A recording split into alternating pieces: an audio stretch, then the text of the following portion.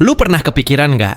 Kenapa nama pulau yang di barat Indonesia itu namanya Sumatera? Bukan Pulau Barat, Pulau Besar, atau apalah gitu. Nah, ini cerita lama nih, dari zaman kerajaan-kerajaan dulu. Jadi begini ceritanya.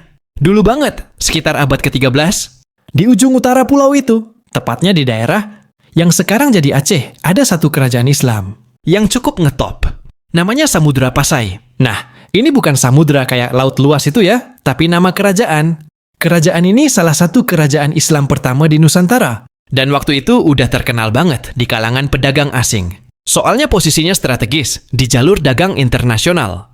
Jadi banyak kapal lewat buat mampir dagang. Dari India, Arab, sampai Cina.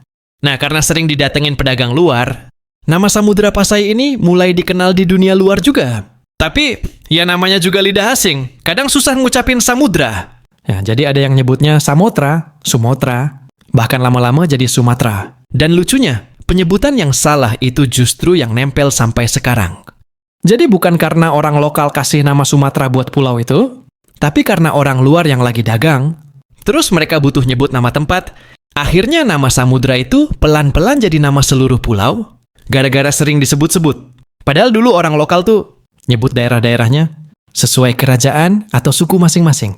Ada yang nyebut Aceh, Minangkabau, Palembang, dan sebagainya. Nggak ada tuh istilah Sumatera buat satu pulau gede. Itu semua datang belakangan. Pas bangsa Eropa mulai bikin peta dan dokumentasi wilayah Nusantara.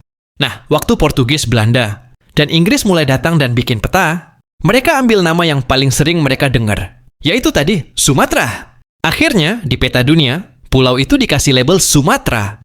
Dan ya udah deh, nama itu nempel sampai sekarang. Serunya lagi, nama itu juga makin kuat posisinya karena Kerajaan Samudra Pasai sendiri punya reputasi bagus. Dikenal sebagai pusat Islam dan perdagangan yang maju. Bahkan Ibnu Battuta, seorang petualang Muslim, dari Maroko yang keliling dunia itu, sempat mampir ke Samudra Pasai dan nulis dalam catatannya kalau negeri itu penuh ulama dan cukup makmur. Jadi makin ngetop lah tuh nama samudra.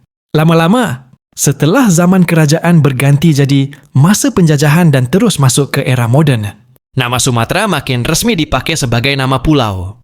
Bahkan sekarang ya lo tahu sendiri, udah jadi bagian nama provinsi kayak Sumatera Barat, Sumatera Utara, Sumatera Selatan, dan lain-lain. Intinya sih, nama Sumatera itu hasil proses sejarah panjang.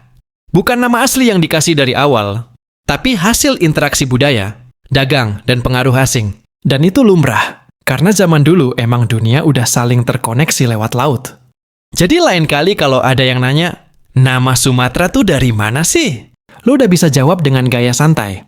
Oh, itu sih awalnya dari nama kerajaan Samudra Pasai, terus disebutin salahin sama pedagang asing, akhirnya jadi Sumatera sampai sekarang. Keren kan? Dari satu kerajaan kecil di ujung utara pulau, bisa bikin nama buat satu pulau gede. Sejarah tuh emang sering dimulai dari hal-hal yang kelihatannya sepele, tapi efeknya bisa panjang, sampai ratusan tahun kemudian.